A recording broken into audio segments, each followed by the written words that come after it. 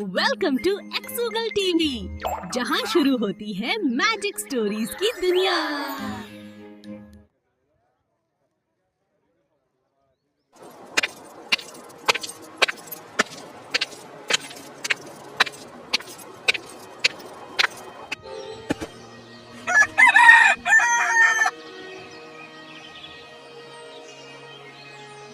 एक समय की बात है, एक छोटे से गांव में रामलाल और उसकी पत्नी गायत्री रहते थे। गांव में भीषण गर्मी का कहर था, चारों तरफ सूखा पड़ा था और पानी की एक एक बूंद के लिए लोग तरस रहे थे। पानी की कमी के कारण उनकी फसल को भी सही समय पर पानी नहीं मिल पा रहा था, जिससे उनकी फसल धीरे धीरे सूखकर खराब होती जा रही थी और उनकी चिंता दिन ब दिन बढ़ती जा रही थी। सुनिए जी, ऐसे कब तक चलता रहेगा? हमारी फसल तो पूरी तरह सूखने लगी है, कुछ करना पड़ेगा। क्या करें गायत्री? आसमान से एक बूंद पानी नहीं गिर रहा। अब हमारे बस में भी क्या है? एक बात कहूँ, आप बुरा मत मानिएगा, क्यों ना आप शाम के खेत वाले कुएं से थोड़ा पानी ले आए, उसी से अपने खेत में डाल देंगे तो शायद फसल बच जाए। अरे, ये क्या कह रही हो तुम? श्याम हमें पानी क्यों देगा? वो तो पहले ही अपने पानी को लेकर बड़ा सख्त है। आप एक बार जाकर बात तो कीजिए, शायद मान जाए। आखिर गांव के ही तो हैं हम सब। मुसीबत में एक दूसरे के काम नहीं आएंगे तो कौन आएगा? नहीं गायत्री, मुझे नहीं लगता वो मानेगा। बेकार में अपमान ही होगा। आप कोशिश तो कीजिए। अगर हम कोशिश ही नहीं करेंगे तो हमारी फसल कैसे बचेगी? देखिए ना, हर दिन हालत और खराब हो रही है। मेरे लिए नहीं, अपनी मेहनत के लिए सोचिए। पूरे साल की कमाई इसी फसल पर टिकी है। हाँ, ये तो तुम सही कह रही हो, लेकिन ठीक है, तुम कह रही हो तो मैं जाकर बात कर लेता हूँ। लेकिन अगर उसने मना कर दिया तो फिर कुछ और सोचेंगे। हाँ, बस आप एक बार कोशिश कर लीजिए, भगवान सब ठीक करेगा। ठीक है, मैं अभी श्याम के खेत की तरफ जाता हूँ, देखता हूँ क्या हो सकता है। रामलाल श्याम के पास जाता है।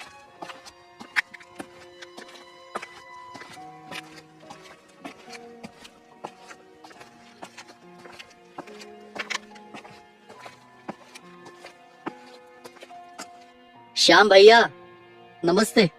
मैं आपसे एक जरूरी बात करने आया हूँ। इस बार सूखे ने हालात बहुत खराब कर दिए हैं। मेरी फसल पूरी तरह सूखने की कगार पर है। अगर आप अपने कुएं से थोड़ा सा पानी दे देते तो शायद मेरी फसल बच जाती। मैं आपका एहसान कभी नहीं भूलूंगा। रामलाल, नमस्ते। लेकिन मैं तुम्हारी कोई मदद नहीं कर सकता। तुम्हें पता है, मेरा पानी भी बहुत सीमित है। अगर मैं सबको देने लगूंगा तो मेरा खुद का खेत सूख जाएगा। भैया, हाथ जोड़कर विनती है, थोड़ा सा पानी दे दीजिए, नहीं तो सब बर्बाद हो जाएगा। मैं बस थोड़ा सा ही पानी मांग रहा हूँ, जितने में मेरी फसल बच जाए। आप चाहें तो बाद में मैं आपका पूरा हिसाब चुका दूंगा। नहीं रामलाल, मैंने एक बार कह दिया ना, मैं पानी नहीं दे सकता, चाहे तुम जितनी भी विनती कर लो। भैया दया कीजिए, मेरी साल भर की मेहनत बर्बाद हो जाएगी। मेरे घर का गुजारा भी इसी फसल पर टिका है। हर किसी को अपनी अपनी परेशानी खुद ही संभालनी पड़ती है। तुम भी कोई और उपाय सोचो, मुझसे पानी की उम्मीद मत रखो। रामलाल लौटकर अपने खेत में आ जाता है और अपनी पत्नी को पूरी घटना विस्तार से बताता है। गायत्री, मैं श्याम के पास गया था, उससे बहुत विनती की, हाथ जोड़कर भी कहा, लेकिन उसने साफ मना कर दिया। कह रहा था कि उसका पानी भी सीमित है और वो किसी को नहीं दे सकता। मैंने उसे समझाने की बहुत कोशिश की, लेकिन वो नहीं माना। अब समझ नहीं आ रहा क्या करें। हमारी फसल तो अब पूरी तरह बर्बाद हो जाएगी। मुझे पहले से ही अंदाजा था कि वो आसानी से नहीं मानेगा, लेकिन अब हमें हार नहीं माननी चाहिए। सुनिए, क्यों ना हम अपना खुद का कुआं खुदवा लें? इससे हमें किसी के आगे हाथ नहीं फैलाना पड़ेगा और हमेशा के लिए पानी की समस्या भी खत्म हो जाएगी। कुआं खुदवाना इतना आसान नहीं है गायत्री, इसमें बहुत ज्यादा खर्च आता है। हमारे पास इतने पैसे कहाँ हैं? मैं जानती हूँ कि खर्च ज्यादा है, लेकिन इसके अलावा कोई और रास्ता भी तो नहीं है। आप गांव के मुखिया के पास जाइए, उनसे कर्ज मांग लीजिए। जब फसल अच्छी होगी तो धीरे धीरे चुका देंगे। हाँ, बात तो तुम्हारी सही है। अगर अभी कुछ नहीं किया तो सब खत्म हो जाएगा। ठीक है, मैं कल ही मुखिया जी से बात करता हूँ। हाँ, यही सही रहेगा। भगवान पर भरोसा रखिए, सब अच्छा होगा।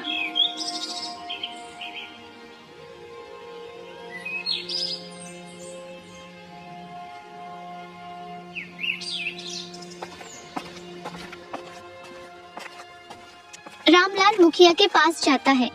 प्रणाम मुखिया जी। अरे रामलाल, आओ आओ। कैसे आना हुआ? आज यहाँ किस काम से आए हो? जी, मैं आपसे एक जरूरी काम के लिए आया हूँ। दरअसल मुझे थोड़ी मदद की जरूरत है। कैसी मदद रामलाल? साफ साफ बताओ, क्या परेशानी है? मुखिया जी, इस बार सूखे की वजह से मेरी फसल पूरी तरह खराब होने की कगार पर है। बहुत कोशिश की, लेकिन कहीं से पानी का इंतजाम नहीं हो पाया। मैंने श्याम से भी मदद मांगी, लेकिन उसने मना कर दिया।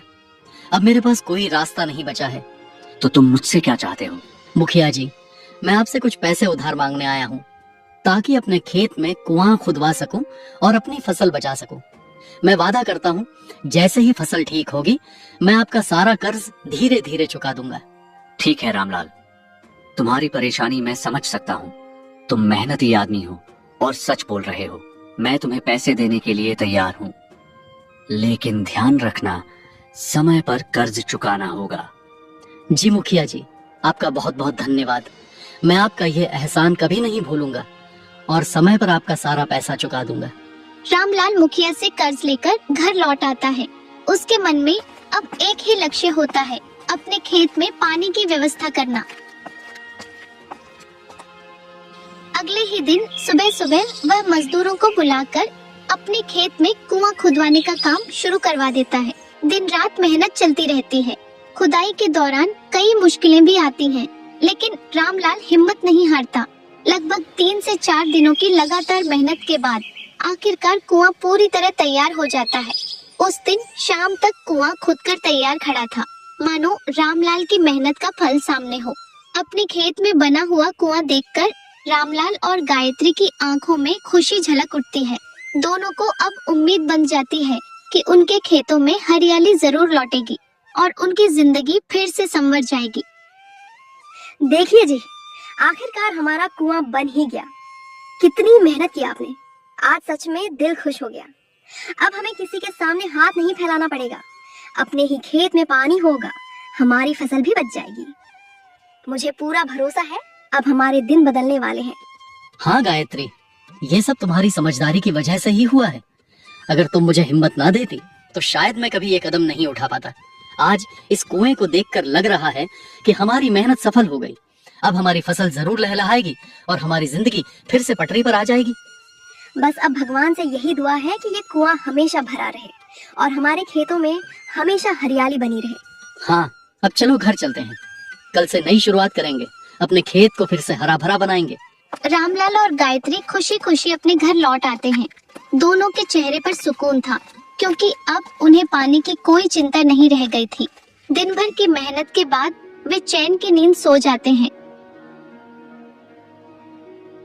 लेकिन अगली सुबह दोनों जल्दी उठकर उत्साह के साथ अपने खेत की ओर निकलते हैं। मन में नए सपने और उम्मीदें लिए जब वे खेत पर पहुंचते हैं, तो वहां का नजारा देखकर दंग रह जाते हैं। उनकी आंखें अविश्वास से फैल जाती हैं। जहां कल तक पानी से भरा हुआ कुआं था, वहां अब सिर्फ सूखी मिट्टी पड़ी थी। कुएं का नामो निशान तक नहीं था। ये सब देखकर रामलाल और गायत्री के होश उड़ जाते हैं। उनकी खुशी पल भर में डर और चिंता में बदल जाती है। दोनों समझ ही नहीं पाते कि आखिर रातों रात ऐसा कैसे हो गया। ये कैसे हो गया? कल तक तो यहाँ हमारा कुआं था, पानी से भरा हुआ। ये सब अचानक गायब कैसे हो सकता है? मुझे तो यकीन ही नहीं हो रहा। कहीं हम सपना तो नहीं देख रहे थे? नहीं गायत्री, ये सपना नहीं है, ये हकीकत है। लेकिन ये समझ नहीं आ रहा कि रातों रात ऐसा कैसे हो गया। इतना बड़ा कुआं, वो भी पूरी तरह गायब। ये कोई सामान्य बात नहीं है। अब हम क्या करेंगे? बड़ी मुश्किल से तो हमने ये कुआं खुदवाया था। सब कुछ खत्म हो गया, फिर से वही परेशानी। हिम्मत रखो गायत्री, घबराने से कुछ नहीं होगा। हमें पता लगाना होगा कि आखिर ये हुआ कैसे, तभी हम इसका कोई हल निकाल पाएंगे। रामलाल और गायत्री दोनों हताश होकर खेत में ही जमीन पर बैठ जाते हैं। उनके चेहरे पर गहरी चिंता साफ दिखाई दे रही थी। कुछ देर तक दोनों बिना कुछ बोले चुपचाप बैठे रहते हैं। मानो समझ ही नहीं पा रहे हो कि आखिर यह सब हुआ कैसे। चारों तरफ सन्नाटा पसरा होता है और वे गहरी सोच में डूबे रहते हैं। तभी अचानक गायत्री रामलाल की ओर देखते हुए धीमे और कांपते स्वर में कहती है, सुनिए, ये ऐसे ही नहीं हो सकता। कहीं हमारा कुआं चोरी तो नहीं हो गया? आप राजा के पास जाकर शिकायत कीजिए। कुआं चोरी? ये कैसी बात कर रही हो? लोग हमारा मजाक उड़ाएंगे। फिर भी आप एक बार जाकर बात कीजिए, शायद कोई हल मिल जाए। ठीक है, तुम कह रही हो तो मैं राजा के पास जाता हूँ। गायत्री के बार बार जिद करने पर रामलाल अंततः महाराज की राजसभा में पहुंच जाता है और हाथ जोड़कर उनसे अपनी परेशानी बताते हुए मदद की गुहार लगाता है। महाराज प्रणाम। मैं आपके पास अपनी एक बड़ी परेशानी लेकर आया हूँ। मैंने अपने खेत में बड़ी मेहनत से कुआं खुदवाया था, लेकिन रातों रात मेरा कुआं गायब हो गया, जैसे किसी ने उसे चुरा लिया हो। मैं आपसे न्याय की गुहार लगाता हूँ महाराज, कृपया मेरी मदद कीजिए। क्या कहा तुमने? कुआं चोरी हो गया? ये कैसी अजीब बात कर रहे हो तुम? भला कोई कुआं भी चुरा सकता है? मुझे तुम्हारी बात पर विश्वास नहीं हो रहा। सेनापति, क्या ऐसा संभव है कि कोई कुआं चोरी हो जाए? महाराज, यह असंभव है। कोई भी व्यक्ति इतना बड़ा कुआं कैसे चुरा सकता है? मुझे लगता है यह व्यक्ति झूठ बोल रहा है। नहीं महाराज, मैं सच कह रहा हूँ। मैंने खुद अपने खेत में कुआं खुदवाया था। गांव के मुखिया से कर्ज लेकर मैंने यह काम करवाया था। अगर आपको विश्वास नहीं है तो आप मुखिया से पूछ सकते हैं। सेनापति, तुरंत गांव के मुखिया को दरबार में पेश किया जाए। हम सच्चाई जानना चाहते हैं। जी महाराज, जैसा आदेश। मैं अभी मुखिया को लेकर आता हूँ। रामलाल की बात सुनते ही महाराज गंभीर हो जाते हैं। वे तुरंत सेनापति को आदेश देते हैं और मुखिया को बिना देर किए राजसभा में बुलवाया जाता है। महाराज, रामलाल सच कह रहा है। यह मेरे पास आया था और कुआं खुदवाने के लिए मुझसे कर्ज लिया था। मैंने ही इसे पैसे दिए थे ताकि यह अपने खेत में कुआं खुदवा सके। महाराज, मैं फिर से विनती करता हूँ, मैं झूठ नहीं बोल रहा हूँ। मैंने अपनी मेहनत और उधार लिए हुए पैसों से कुआं खुदवाया था, लेकिन रातों रात वह गायब हो गया। मैं आपसे न्याय की गुहार लगाता हूँ, कृपया मेरी मदद कीजिए। अब बात गंभीर लग रही है। सेनापति, तुम तुरंत रामलाल के खेत में जाओ और इस पूरे मामले की अच्छी तरह जांच करो। हमें सच्चाई का पता लगना चाहिए कि आखिर यह सब कैसे हुआ। जी महाराज, मैं अब भी जाकर पूरी जांच करता हूँ और सच्चाई का पता लगाकर आपके सामने प्रस्तुत करूंगा। सेनापति रामलाल के साथ उसके खेत पर पहुंचते हैं और पूरे खेत का बारीकी से निरीक्षण करते हैं। वे हर कोने को ध्यान से देखते हैं, मानो किसी रहस्य का सुराग खोज रहे हों। चारों ओर गहरी नजर दौड़ाने के बाद भी उन्हें कुछ साफ समझ नहीं आता। कुछ देर तक जांच पड़ताल करने के बाद सेनापति गंभीर चेहरे के साथ वापस महल की ओर लौट जाते हैं ताकि महाराज को पूरी स्थिति की जानकारी दे सके। महाराज, मैंने रामलाल के खेत का अच्छी तरह निरीक्षण किया। हर कोने को ध्यान से देखा, लेकिन वहाँ कुछ भी असामान्य नहीं मिला।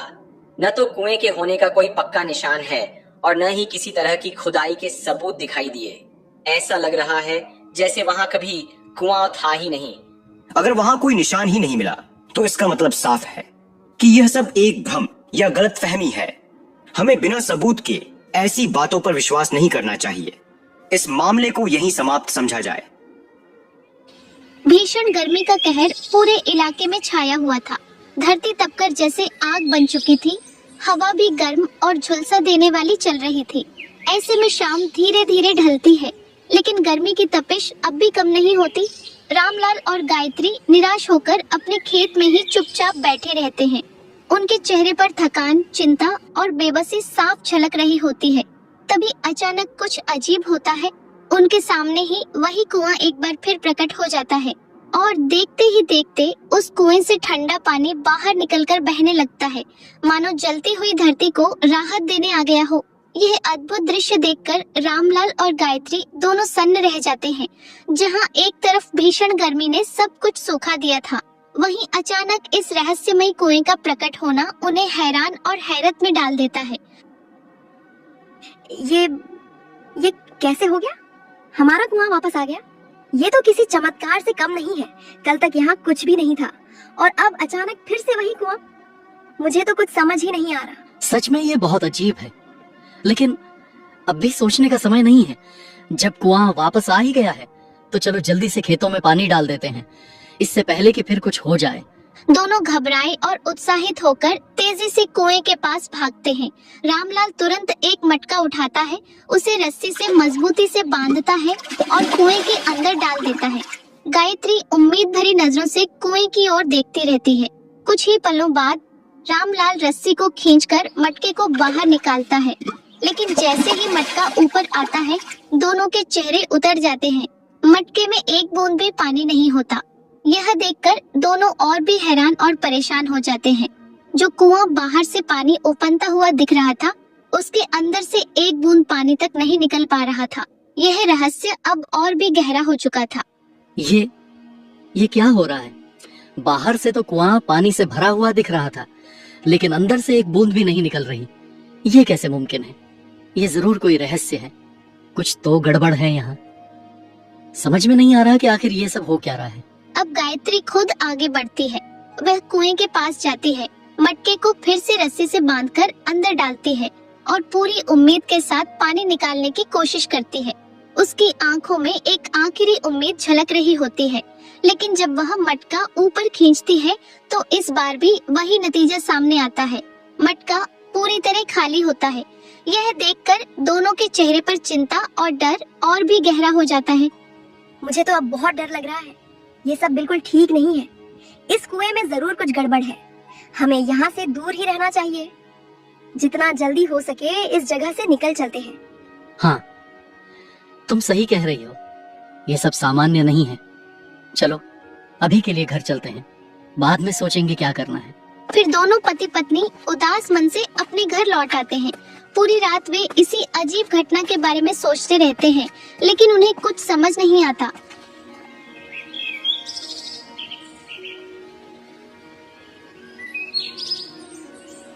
अगली सुबह वे जल्दी उठकर फिर अपने खेत की ओर जाते हैं, इस उम्मीद में कि शायद सब पहले जैसा हो गया हो।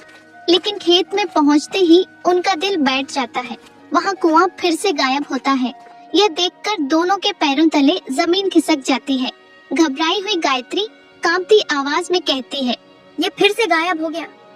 ये सब क्या हो रहा है? अब तो मुझे पक्का यकीन हो गया है कि ये कोई साधारण बात नहीं है। सुनिए, गांव के बाहर जो बूढ़ी औरत रहती है ना, वही हमारी मदद कर सकती है। उसके पास जरूर इसका जवाब होगा। आप चलिए मेरे साथ। मुझे नहीं लगता वहां जाना ठीक होगा। लोग कहते हैं वो औरत बहुत रहस्यमयी है। फिर भी हमें एक बार उसके पास जाना चाहिए। शायद वही हमारी मदद कर सके। ठीक है, अगर तुम्हें इतना यकीन है तो चलो उसी के पास चलते हैं। उनके गांव के बाहर एक छोटी सी कुटिया में एक बूढ़ी औरत रहा करती थी। लोग कहते थे कि उसे भूत, भविष्य और वर्तमान तीनों का पूरा ज्ञान था। उसके बारे में तरह तरह की कहानियां गांव में फैली हुई थीं, जिससे लोग उससे थोड़ा डरते भी थे और उसका सम्मान भी करते थे। गायत्री के बार बार जिद करने पर आखिरकार रामलाल मान जाता है। दोनों गांव के किनारे स्थित उसी बूढ़ी औरत की कुटिया की ओर बढ़ते हैं, मन में डर और उम्मीद दोनों लिए हुए। अम्मा प्रणाम। मैं आपके पास अपनी एक बड़ी समस्या लेकर आया हूँ। हमारे खेत में हमने बड़ी मेहनत से कुआं खुदवाया था, लेकिन वो बार बार अचानक गायब हो जाता है और फिर अपने आप प्रकट हो जाता है। हमें समझ ही नहीं आ रहा कि ये सब क्या हो रहा है। कृपया हमारी मदद कीजिए अम्मा। हम बहुत परेशान हैं। हमें कुछ समझ नहीं आ रहा कि ये किस तरह की समस्या है।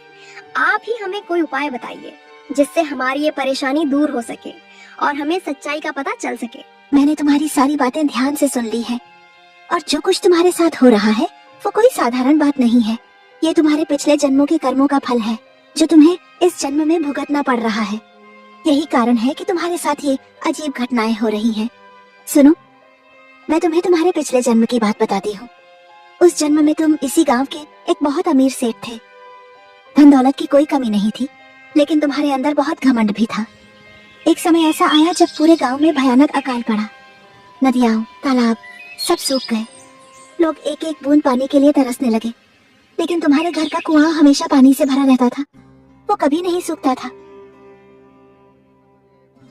सेठ जी, दया कीजिए, मैं बहुत दूर से आई हूँ, घर में एक बूंद पानी नहीं है। ये 2 घड़े लाई हूँ, थोड़ा सा पानी दे दीजिए, भगवान आपका भला करेगा। मैं हाथ जोड़कर विनती करती हूँ, मुझे पानी दे दीजिए। अरे बुढ़िया, यहाँ से चली जा। मेरे कुएं का पानी सबको बांटने के लिए नहीं है। अगर मैं हर किसी को पानी देने लगूं तो मेरे लिए क्या बचेगा। जाओ यहाँ से, मुझे फालतू की बातें मत सुनाओ। सेठ जी, इतना कठोर मत बनिए, मैं बहुत प्यास से तड़प रही हूँ, बस थोड़ा सा पानी दे दीजिए। मैं आपके चरणों में गिरती हूँ, भगवान के लिए मना मत कीजिए। मैंने कहा ना, यहाँ से निकल जाओ। बार बार वही बात मत दोहराओ, मुझे तुम्हारी कोई मदद नहीं करनी। सेठ जी, दया कीजिए, नहीं तो मैं यहीं मर जाऊंगी। मुझे कोई फर्क नहीं पड़ता, जाओ यहाँ से, नहीं तो नौकरों से कहलवा कर तुम्हें बाहर निकलवा दूंगा। जमुना काकी वहाँ से निराश होकर लौट पड़ती है। उसके कदम भारी हो चुके होते हैं और चेहरे पर मायूसी साफ झलक रही होती है। रास्ते में अचानक उसकी मुलाकात सरिता से होती है, जो उसे ध्यान से देखती है। सरिता की नजर जैसे ही उसके हाथ में पकड़े खाली मटके पर पड़ती है, वह हैरानी से पूछ बैठती है, अरे काकी, ये क्या हाल बना रखा है आपने? और ये मटके भी खाली हैं। क्या उस लालची सेठ ने आपको थोड़ा सा भी पानी नहीं दिया? क्या बताऊं बेटी, मैंने उससे बहुत विनती की, हाथ जोड़े, पैर पड़े, लेकिन उसका दिल नहीं पसीजा। उसने मुझे वहाँ से भगा दिया। सच कहती हूँ, ऐसा कठोर इंसान मैंने कभी नहीं देखा। अब इस गांव में रहना भी मुश्किल हो गया है। ये आदमी कितना निर्दयी है, ऐसे वक्त में भी लोगों की मदद नहीं करता। हाँ काकी, आप ठीक कह रही हैं। जब ऐसे लोग मदद नहीं करेंगे तो यहाँ जीना ही बेकार है। मुझे लगता है हमें ये गांव छोड़ देना चाहिए, कहीं और जाकर अपना गुजारा करना पड़ेगा। सही कह रही हो बेटी, अब यहाँ रहने का कोई मतलब नहीं। चलो हम दोनों ये गांव छोड़ देते हैं, शायद कहीं और हमें थोड़ा सहारा मिल जाए। इसी तरह कुछ दिनों बाद गांव के और लोग भी उस लालची सेठ के पास पानी मांगने आते हैं, लेकिन सेठ किसी को भी पानी देने से साफ मना कर देता है। उसकी कठोरता और लालच देखकर सभी गांव वाले बेहद निराश हो जाते हैं। आखिरकार मजबूर होकर वे गांव छोड़ने का फैसला कर लेते हैं और पानी की तलाश में निकल पड़ते हैं। हर व्यक्ति अपने हाथ में एक एक मटका लिए अनजान राहों पर चल रहा होता है। सबके चेहरों पर थकान और बेबसी साफ दिखाई देती है। तभी रास्ते में उन्हें दूसरे गांव का एक आदमी मिलता है, जो उन्हें गौर से देखता है। अरे, आप सब लोग ऐसे एक साथ कहाँ जा रहे हैं? सबके हाथ में मटके हैं और चेहरे पर इतनी परेशानी क्यों है? बेटा, क्या बताएं, हमारे गांव में भयानक सूखा पड़ा है, पानी की एक बूंद भी नहीं बची। हम सब उस सेठ के पास गए थे, जिसके कुएं में हमेशा पानी रहता है, लेकिन उसने किसी को एक बूंद पानी भी नहीं दिया। उसकी लालच और कठोरता ने हमें मजबूर कर दिया कि हम गांव छोड़ दें। अब हम सब पानी की तलाश में भटक रहे हैं। आप लोग चिंता मत कीजिए, आप सब मेरे साथ चलिए। हमारे गांव में एक नदी है जिसका पानी कभी नहीं सूखता। वहाँ आप सब आराम से पानी पी सकते हैं, और अगर आप चाहें तो मेरे गांव में ही रह सकते हैं। मेरा बड़ा खेत है, मैं आप सबको काम पर लगा दूंगा ताकि आप सबका गुजारा अच्छे से हो सके। सभी गांव वाले धनराज के पीछे पीछे चलने लगते हैं। कुछ दूर आगे बढ़ने के बाद अचानक उन्हें एक बड़ी सी नदी दिखाई देती है। नदी को देखते ही सबकी आंखों में चमक आ जाती है और वे दौड़ते हुए उसके पास पहुंचते हैं। कई दिनों की प्यास से व्याकुल लोग जैसे ही पानी पीते हैं, उनकी जान में जान आ जाती है और वे तृप्त होकर राहत की सांस लेते हैं। सभी गांव वाले कृतज्ञता से धनराज का धन्यवाद करते हैं। बेटा धनराज, तुम तो हमारे लिए भगवान बनकर आए हो। कई दिनों से प्यासे थे हम, आज जी भर कर पानी पिया है। तुम्हारा ये उपकार जिंदगी भर याद रहेगा। भगवान तुम्हें हमेशा खुश रखे। धनराज जी, आपने हमारी जान बचा ली। अगर आप हमें यहाँ नहीं लाते तो पता नहीं हमारा क्या होता। आपका ये एहसान हम कभी नहीं भूलेंगे। आपने हमें नई उम्मीद दी है। आप लोग धन्यवाद मत कहिए, इंसान होने के नाते एक दूसरे की मदद करना हमारा कर्तव्य है। अब आप सब चिंता छोड़ दीजिए, यहाँ आप सब सुरक्षित हैं। और आराम से अपना जीवन फिर से शुरू कर सकते हैं। धनराज अपने गांव का एक अमीर लेकिन उतना ही नेक और सज्जन व्यक्ति था। वह उन सभी गांव वालों को अपने साथ अपने गांव ले जाता है और हर किसी को उसकी योग्यता के अनुसार कोई न कोई काम दे देता है ताकि वे सम्मान के साथ अपना गुजारा कर सके और नई शुरुआत कर सके। अब हमें अपनी गलती समझ में आ गई है। हमसे बहुत बड़ा पाप हुआ था, लेकिन अब हम क्या करें? इस मुसीबत से कैसे बाहर निकले? कृपया हमें कोई रास्ता बताइए। अम्मा, हमसे जो भी गलती हुई है हम उसके लिए क्षमा चाहते हैं। अब हम वैसा कभी नहीं करेंगे।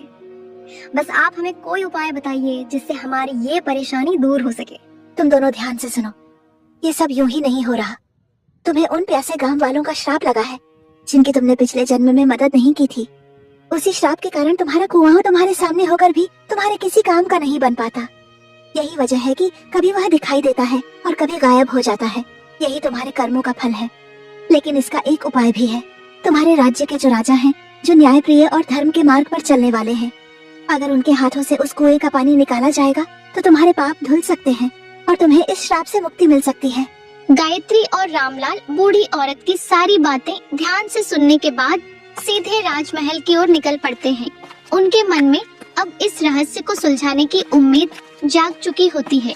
राजमहल पहुंचकर रामलाल महाराज के सामने हाथ जोड़कर पूरी घटना विस्तार से सुनाता है और उनसे मदद की गुहार लगाता है। मैं एक बार फिर आपकी शरण में आया हूँ। मैंने एक बूढ़ी अम्मा से अपनी समस्या के बारे में पूछा। उन्होंने बताया कि ये सब हमारे पिछले जन्म के कर्मों का फल है और इसका एक ही उपाय है। अगर आपके हाथों से हमारे कुएं का पानी निकाला जाएगा तो ये श्राप खत्म हो सकता है। महाराज, मैं आपसे विनती करता हूँ, कृपया हमारी मदद कीजिए। महाराज, मुझे यह सब एक कहानी जैसा लग रहा है। बिना किसी पक्के सबूत के इस तरह की बातों पर विश्वास करना उचित नहीं है। यह संभव नहीं लगता कि किसी के हाथ से पानी निकालने से कोई श्राप खत्म हो जाए। सेनापति, कभी कभी ऐसी बातें भी सच होती हैं जो समझ से परे होती हैं। अगर इससे किसी की मदद हो सकती है तो हमें एक बार प्रयास जरूर करना चाहिए। रामलाल, मैं तुम्हारी मदद करने के लिए तैयार हूँ। चलो अभी तुम्हारे खेत चलते हैं। थोड़ी ही देर में राजा, सेनापति, रामलाल और अन्य लोग रामलाल के खेत में पहुंच जाते हैं। सेनापति उस बूढ़ी औरत को भी साथ लेकर आता है। जैसे ही राजा खेत में कदम रखते हैं, सभी के सामने वह रहस्यमय कुआं एक बार फिर प्रकट हो जाता है। यह दृश्य देखकर सब लोग आश्चर्य में पड़ जाते हैं। राजकुमार आगे बढ़कर कुएं के पास पहुंचता है, उसे ध्यान से देखता है और फिर मटके को रस्सी से बांधकर कुएं में डालता है। जब वह मटके को बाहर खींचता है तो इस बार वह पानी से लबालब भरा हुआ होता है। यह देखकर वहां मौजूद सभी लोग हैरान रह जाते हैं। अम्मा, देखिए, सच में चमत्कार हो गया। मेरा कुआं वापस आ गया और इस बार इसमें सच में पानी भी है। अब हमारी सारी परेशानी खत्म हो गई। ये कोई चमत्कार नहीं है बेटा, ये तुम्हारे पिछले जन्म के पाप धुलने का परिणाम है। जब इंसान अपने किए हुए कर्मों का फल भोग लेता है और अपनी गलती को समझकर सही रास्ते पर चलने का फैसला करता है, तभी उसे मुक्ति मिलती है। तुम्हारे साथ भी वही हुआ है। लेकिन एक बात हमेशा याद रखना, अब जब भी किसी को पानी की जरूरत हो, उसकी मदद जरूर करना। किसी जरूरतमंद को कभी खाली हाथ मत लौटाना और अपने मन में कभी घमंड मत आने देना। इंसान की सबसे बड़ी पहचान उसका अच्छा व्यवहार और दया होती है। अगर तुमने इसे याद रखा तो तुम्हारी जिंदगी हमेशा सुखी और शांत रहेगी।